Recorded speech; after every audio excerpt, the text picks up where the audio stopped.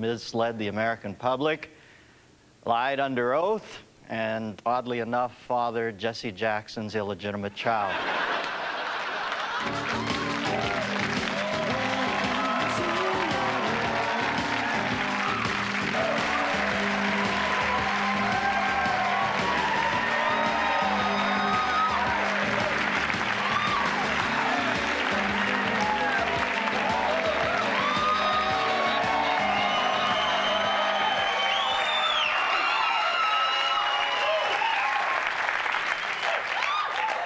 Yeah, right on, sister.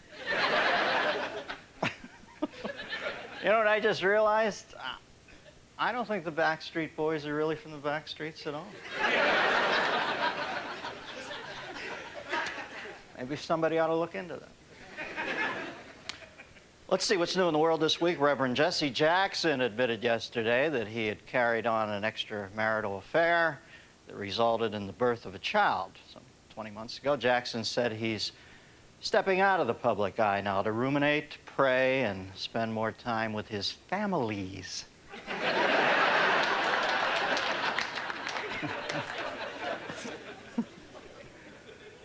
Oh, what a full of shit world this is, huh? Unbelievable.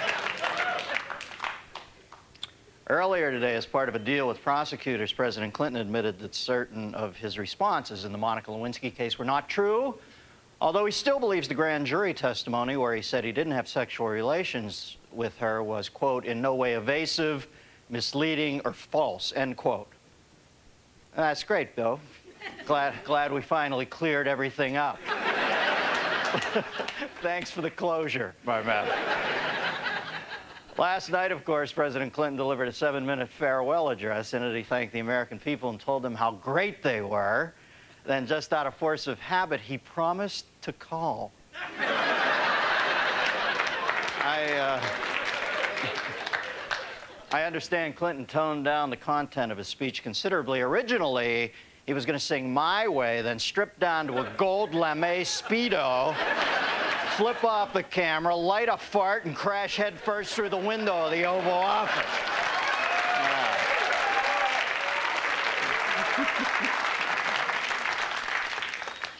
You see him running around the White House tonight trying to remember where he hid all the porn? Jesus Christ, where is that copy of Shaved? What the? And confirmation hearings for the deeply religious Attorney General nominee John Ashcroft took place this week. Everything ran smoothly until an incredulous Senator Teddy Kennedy couldn't stop asking, what do you mean, you don't drink? Not a drop? Quick pop, a dribble, no light beer, no wine coolers, a spritzer, Rob Roy, Stinger, nip of brandy on a cold night, watermelon shooter, vodka, gimlet, grain alcohol, nothing? President of Portugal, Jorge Sampaio, was reelected for a second 5-year term this week. You know, if the phrase whoop-de-fucking-do didn't already exist, I would invent it right now.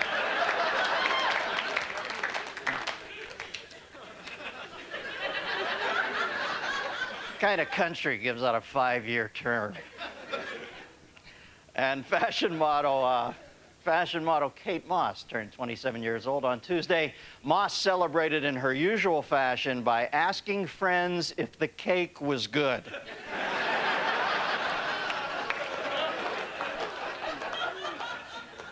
Lawsuits are being brought against an internet adoption agency by a couple who paid $6,000 for twin babies that were then given instead to another couple who agreed to pay $12,000 for them. You know, if I said it once to you, I've said it 1,000 times. When buying children over the internet, you have got to hang on to that receipt.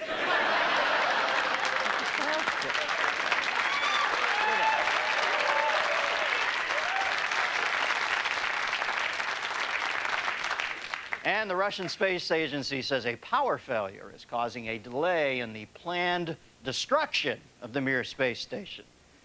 Super. These assholes don't even have the technology to crash the fucking thing.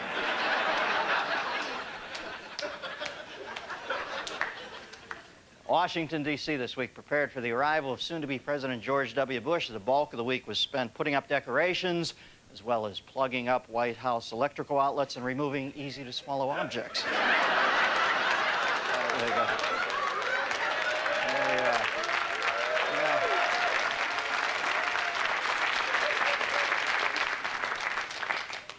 Do you realize if Bush fucks up these 4 years, and then Hillary Clinton wins, and fucks up and Jeb Bush runs, that it'll go Bush, Clinton, Bush, Clinton, Bush? How perfect is that?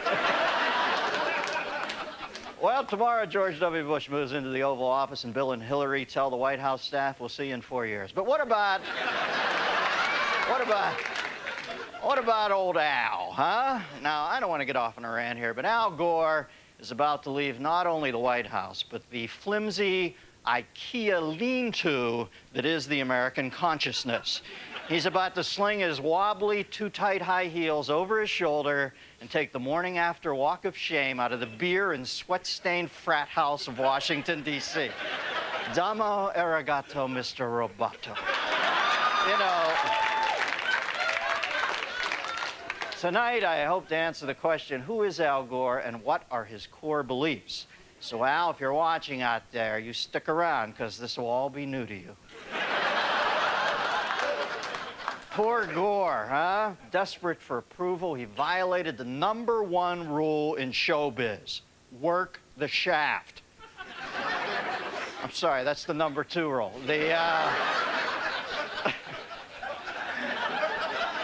#1 rule is people hate flop sweat.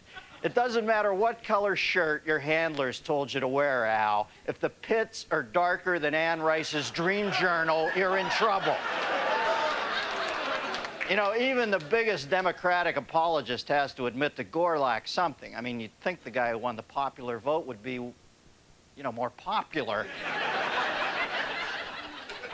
Everybody knows that winning the popular vote is sort of like winning a People's Choice Award. Sure, it feels good for a while knowing you've carried the 300 pounds and up turquoise collector demographic, but it doesn't mean shit if you don't back it up with an Oscar. Let's all stop blaming the Electoral College system. It's an essential part of the democratic process, specially designed to make sure that each candidate is responsible for making false promises to every American, not just the ones in highly populated urban areas. So how did Al Gore come to lose the presidential race? Simple. He ran. The ability to come across as warm and genuine to the American public is simply not in Al Gore's Westworld wiring.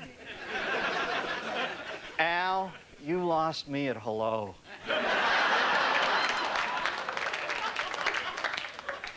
And anybody who watched the debates knew this. It was like watching a pit bull trying to go duck hunting. He kept trotting back from the pond with nothing but a mouthful of bloody feathers, thinking he did a great job and not understanding why everybody kept petting the dumbass Texas Labrador with a bandana tied around his neck. You know, Al Gore is a supreme intellectual. There's probably nothing he doesn't know, except perhaps who he truly is. The problem with Al Gore's intellectualism is he never lets us forget it. And though we value intelligence, nobody likes a know-it-all. Sure, I enjoyed reading Proust in high school, too, but at least I was smart enough to lock myself in the bathroom and tell my parents I was jacking off.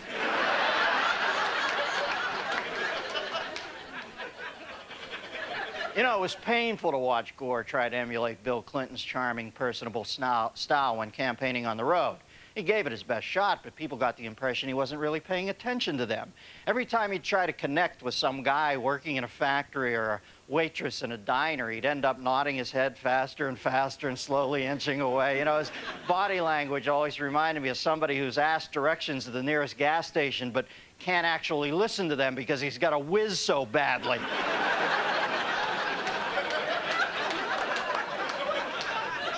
Try all he wants, Al Gore will never be Bill Clinton. A leader like Clinton only comes calling once a generation. When Bill Clinton spoke to us, he looked like he really cared what we were thinking. He made us feel smart. He made us feel good about ourselves and made us think that, he would always remember us. And that's a style that can only be honed by decades of trying to score strange pussy and cheap roadside cocktail rounds.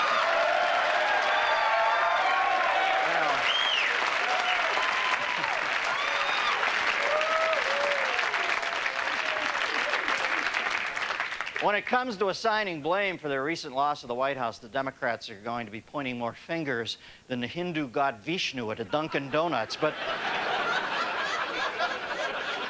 But ultimately, the problem was simply this. Al Gore came across as a phony, and George W. Bush came across as a genuine person, for whatever that's worth. And after 8 years of being lied to by one of the smartest men on the planet, a lot of people decided they wanted a president with neither the inclination nor the brains to mislead them. I'll be honest, I like my presidents to be a little dim, okay? The clever ones get bored and try to tamper with my life. Give me a mildly clueless figurehead who will meet the Girl Scout who sold the most Thin Mints, telephone the winning Super Bowl team in their locker room, fly abroad now and then to watch funny foreigners dance funny dances, and most important of all, leave me the fuck alone, okay? Of course, that's just my opinion. I could be wrong.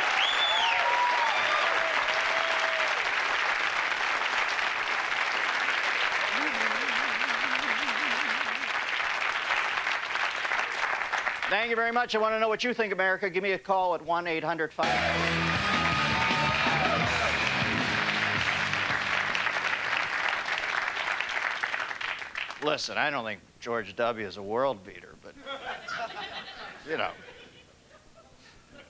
I don't... Gore is Jack Haley Sr. Working closely with George W. Bush as he practices his inaugural speech, aides are trying to get him to come up with an opening paragraph that's somewhat more gripping than Dear America, how are you? I'm fine so far. Being president is fun. See, I put a... Oh. Okay. Huh? I'm an equal opportunity pisser offer. Then it took several hours to convince the president-elect not to end his press conferences by popping his head through the Bush-Cheney seal and say, that's awful. As his new Labor Secretary nominee, Elaine Chao, tells members of the press that she was born in Taiwan, Bush quietly struggles to remember whether Taiwan is Taiwan or that other place. And now let's see her final goodbye from the little man down there. Goodbye, ladies. This week, Housing Secretary Andrew Cuomo was honored for, at first seeming handsome, but then after closer inspection, being quite disturbing to look at.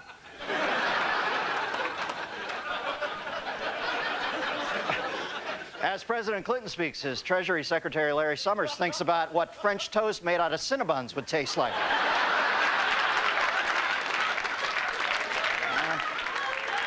Here we see the outgoing U.S. Secretary of State Madeleine Albright half chuckle with nostalgia as Russian Foreign Minister Igor Ivanov fondly reminisces about the first time he smacked that ass.